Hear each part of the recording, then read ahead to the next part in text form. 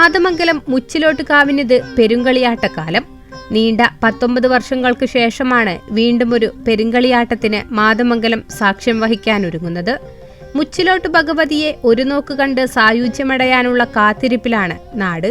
ജനുവരി 25 മുതൽ 28 വരെയാണ് പെരുങ്കളിയാട്ടം നടക്കുക. നാടിന്റെ ഐശ്വര്യത്തിനും സമൃദ്ധിക്കും വേണ്ടിയാണ് പെരുങ്കളിയാട്ടം കൊണ്ടാടുന്നത്. മാതമംഗലത്തെ പെരുങ്കളിയാട്ടം മറ്റ് ക്ഷേത്രങ്ങളിൽ നിന്നും വളരെ വ്യത്യസ്തമാണ്. ഇത് വേറിട്ട് നിൽക്കുന്നതാകട്ടെ പൊന്നൂനൻ എന്ന മനുഷ്യന്റെ ജീവിത കഥയിലൂടെയാണ്. ഈ കഥകൾ തുടങ്ങുന്നത് ഏകദേശം 7 നൂറ്റാണ്ടുകൾക്ക് മുമ്പാണ്. അക്കാലത്ത് സവർണ കുടുംബങ്ങൾ മാത്രമാണ് മാന്ത്രിക വേദതാന്ത്രിക കർമ്മങ്ങൾ സ്വായത്തമാക്കിയിരുന്നത്. എന്നാൽ വാണിയ കുടുംബത്തിൽ പിറന്ന പൊന്നൂനൻ ഇവയെല്ലാം പഠിച്ചെടുത്തു. പിന്നീട് തന്റെ നാട്ടിലും ഭഗവതിക്ക് ഒരു സ്ഥാനം വേണമെന്ന ചിന്തയിൽ പൊന്നൂനൻ കാവിനുള്ള ഒരുക്കങ്ങൾ തുടങ്ങി. എന്നാൽ പല കാരണങ്ങളാൽ അതിന് സാധിക്കാതെ വന്നു.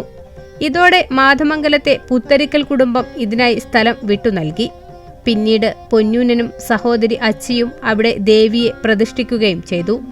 അങ്ങനെ പൊന്നൂനൻ തൊണ്ടച്ചനെന്ന് അറിയപ്പെട്ടു തുടങ്ങി. തൊണ്ടച്ചനെ ദൈവമായി സങ്കല്പിച്ച് കൊട്ടിയാടിക്കുന്നുവെന്നാണ് വിശ്വാസം.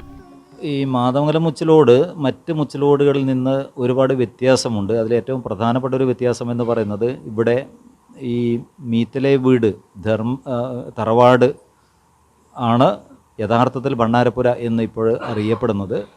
ഇവിടെയുള്ള ധർമ്മദൈവമാണ് പൊന്നൂനൻ തൊണ്ടച്ചൻ. ഈ പൊന്നൂനൻ തൊണ്ടച്ചൻ എന്ന ദൈവം തെയ്യം ഇവിടെ മാതമംഗലം മുച്ചിലോട്ട് മാത്രമുള്ളതാണ്. മറ്റൊരു മുച്ചിലോടുകളിലും ഇത് ഇല്ല. എല്ലാ വർഷവും തുലാപ്പത്തിന് ഇവിടെ ഭണ്ണാരപ്പുരയിൽ പള്ളിയറയിൽ തൊണ്ടച്ചൻ്റെ പള്ളിയറയിൽ അതിൻ്റെ പരിപാടികൾ, അതായത് തെയ്യം കെട്ട്, ശരിക്കും പറഞ്ഞാൽ അത് എല്ലാ വർഷവും നടന്നു വരുന്ന ഇതാണ്. തൊണ്ടച്ചൻ തെയ്യം, അതുപോലെ തന്നെ തായ്പരദേവത, ഗുളികൻ, ഇത്രയും തെയ്യങ്ങൾ എല്ലാ തുലാമാസം 10-ാം തീയതിയും വൈകുന്നേരം രാവിലെയായിട്ട്, രാത്രിയിലാണ് കൂടുതൽ ഇതിൻ്റെ ചടങ്ങുകൾ ഉണ്ടാകുക. മുച്ചിലോട്ട് ഭഗവതിയുടെ മാംഗല്യമാണ് പെരുങ്കളിയാട്ടം.